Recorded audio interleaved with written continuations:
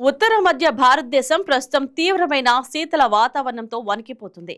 రానున్న 2 రోజుల పాటు కోల్డ్ వేవ్ తీవ్రంగా కొనసాగి ఆ తర్వాత క్రమంగా తగ్గే అవకాశం ఉందని వాతావరణ నిపుణులు చెబుతున్నారు. ఉత్తర పశ్చిమ రాజస్థాన్, మధ్యప్రదేశ్, ఉత్తరప్రదేశ్, హర్యానా, పంజాబ్, ఢిల్లీ ప్రాంతాల్లో చలి మరింత తీవ్ర రూపం దాల్చే అవకాశం ఉందని భారత వాతావరణ శాఖ ధృవీకరించింది.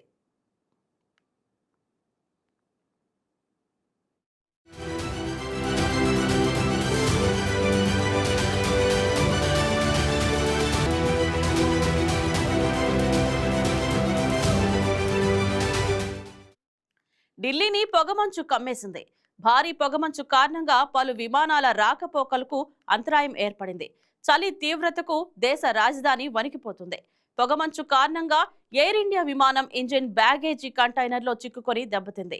రాబోయే 5 రోజుల పాటు వాయువ్య భారతదేశం, బీహార్లో ఘనమైన పొగమంచు ఏర్పడనుందని వాతావరణ శాఖ హెచ్చరించింది.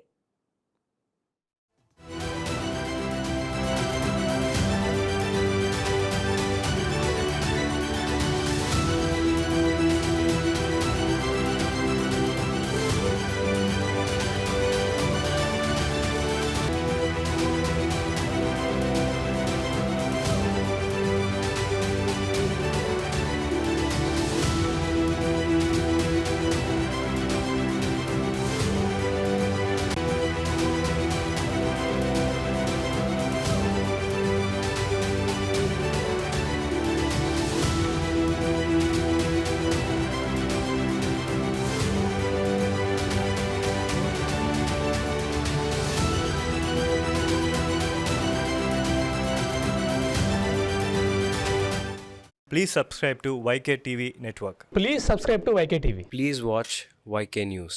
Don't forget to subscribe YK News channel